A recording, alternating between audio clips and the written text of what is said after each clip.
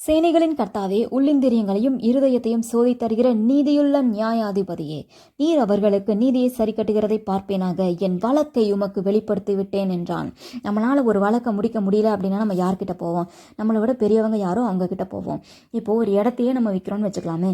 விற்கிற நபர் ஒருத்தர் இருக்காரு, வாங்குகிற நபர் அந்த இடம் யாருக்கு போகணும்னு இருக்குதோ அது அவங்களுக்கு தான் போகும். நமக்கு வேண்டாம், நம்ம விற்கிறோன்னு முடிவு பண்ணிட்டா விற்றுடலாம், அது ஓகே. வாங்குகிற நபர் ஒருவேளை சம்மந்தமே இல்லாமல் அவங்க எனக்கு தெரிஞ்சவங்களுக்கு கொடுக்கலான்னு சொல்லிட்டு ஃபேவரட்டிசம் பார்த்து அவங்களுக்கு விற்க போயிருந்திருக்கலாம். ஆனால் உண்மையிலேயே ஆண்டவர் வேற ஒரு நபருக்கு அந்த இடத்த வச்சுருந்துருப்பார். யாரோ ஒருத்தர் எங்கேயோ சின்சியராக ஜெபம் பண்ணிருப்பார், ஆண்டவரே எனக்கு ஒரு இடம் வேணும், நான் நிம்மதியாக தங்கணும்னு சொல்லிட்டு.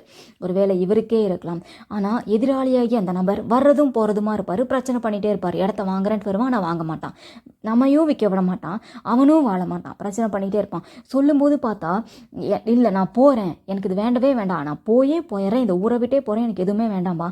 ஆனால் போயிருக்கவே மாட்டான். நல்லா நோட்டீஸ் பண்ணி பாருங்க, எங்கேயுமே போயிருக்க மாட்டான், உங்க இடத்தையே தான் சுற்றி சுற்றி வந்திருப்பான். எவ்வளோ வருஷமா இதையே சொல்லிட்டு இருப்பான். அவனும் வாழ மாட்டான், நம்மளையும் வாழ விட மாட்டான். போறேன்னு சொல்லுவான், போகவே மாட்டான், நம்ம இடத்தையே சுற்றிட்டு இருப்பான். உள்ளுக்குள்ளே இது வேணும்னு இருக்கும். ஒருவேளை ரொம்ப கம்மி காசில் கேட்பானோ இல்லை என்ன நினச்சிருப்பாங்களோ நமக்கு தெரியாது. ஆனால் ஆண்டவர் உள்ளிந்திரியங்களை அறிந்திருக்கிறாராமா. இருதயத்துக்குள்ளே என்ன நினைக்கிறான்றது உங்களுக்கு தெரியாமல் இருக்கலாம். வெளியில் வேண்டாம் வேண்டாம்னு சொல்லிட்டு உள்ளுக்குள்ளே வேணும்னு நினச்சிருப்பான், அது உங்களுக்கு தெரியாது. ஆனால் ஆண்டவருக்கு தெரியும். நீங்கள் ஒருவேளை ஆண்டவர்கிட்ட கேட்டிருக்கலாம், ஆண்டவரே இவன் வேண்டாம் வேண்டாம்னு சொல்லிட்டு போயிட்டு வர்றான், என்னையும் டிலே பண்ணுறான், நிம்மதியெல்லாம் பண்ணுறான்னு சொல்லிட்டு நீங்கள் ஒரு வார்த்தை கேட்டிருக்கலாம். ஒருவேளை இது நீங்கள் ஒரு நபராய் முடிவெடுத்திருக்கலாம், இல்லை குடும்பமாக சேர்ந்து போய் பிரச்சனையில் மாட்டியிருந்திருக்கலாம். ஒரே ஒரு தடவை ஆண்டவரே நான் என்ன செய்யட்டும்னு கேட்டிருந்தா அங்கேயே அவர் இதை முடிச்சிருப்பார். இன்றைக்கு இந்த வழக்கை கர்த்தர்கிட்ட கொடுத்துருங்க.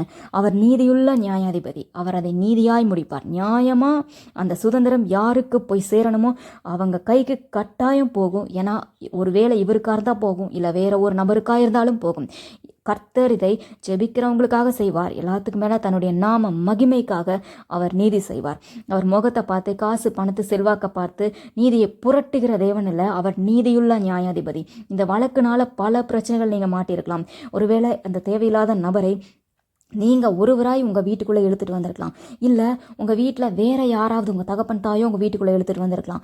யாரோ எடுத்த முடிவால் நீங்கள் மாட்டிருக்கலாம், இல்லை நீங்கள் எடுத்த முடிவால் குடும்பமே மாட்டிருக்கலாம். இன்றைக்கி எப்படி இருந்தாலும் சரி, இன்றைக்கு இந்த வழக்கை உங்கள் பலிபீடத்தில் வச்சுட்டு ஆண்டவரேன்னு சொல்லுங்கள்.